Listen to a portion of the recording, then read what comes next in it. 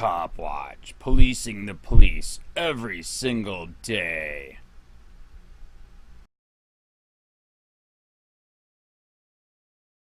More and more of what we do depends on government permission. The granting or withholding of that approval is a powerful lever over our lives. J.D. Tuchill, July 24, 2018. Do you have permit for that? If you want to keep that permit, you'd better do as you're told.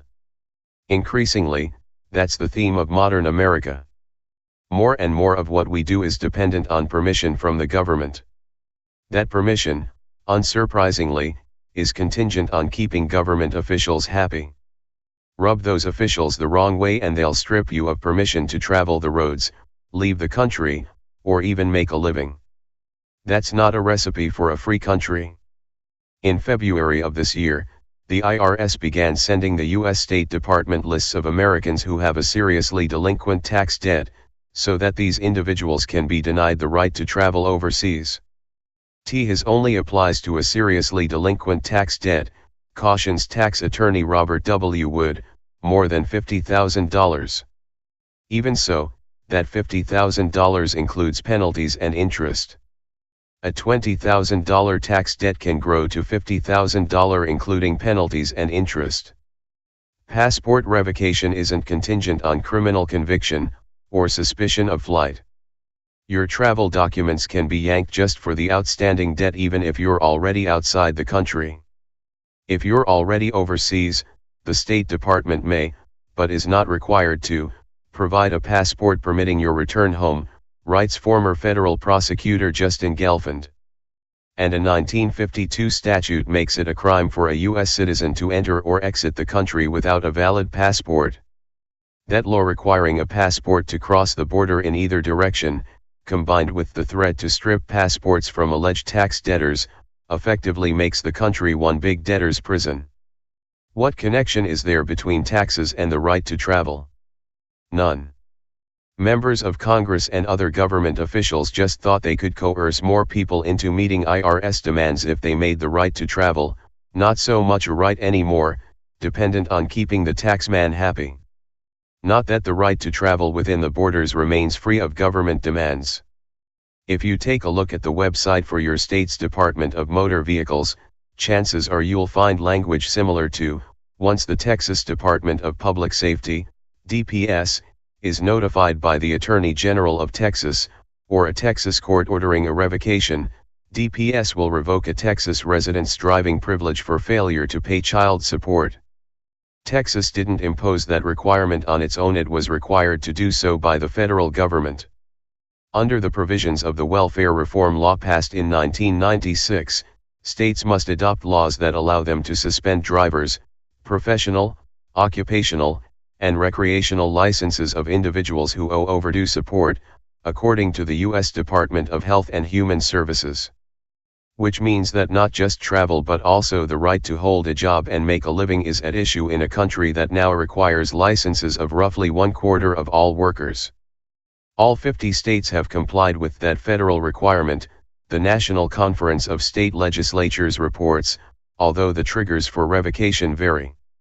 Some states allow for temporary licenses or allow debtors to travel to and from work so they can at least earn the money to pay the outstanding debt. But that's up to the state.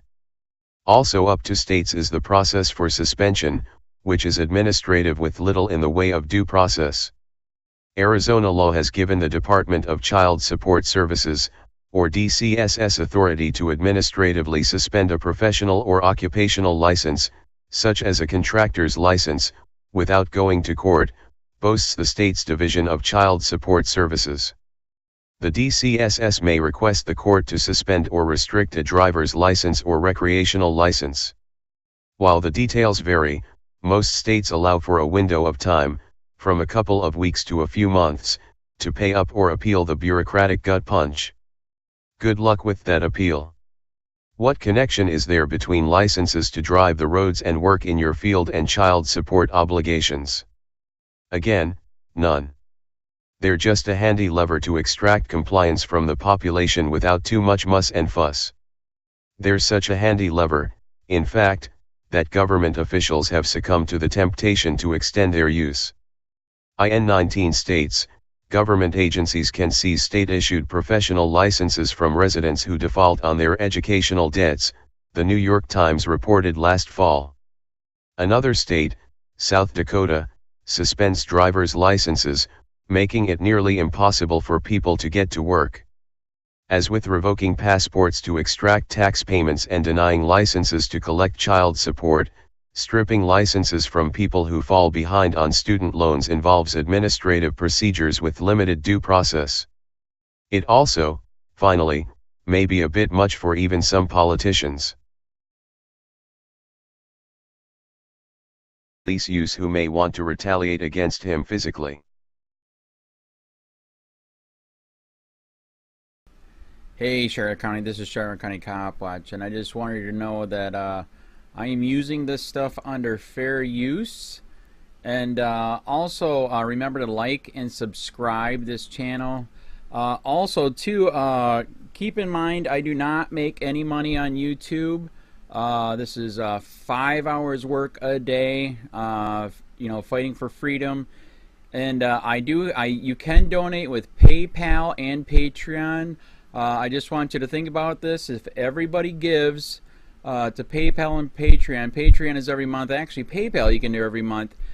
I have 12,000 subscribers. If everybody gives, I can quit my regular job and go full-time investigations on Charlotte County and possibly even more and beyond. So just keep that in mind. If everybody helps out, I can go full-time doing this. Thanks.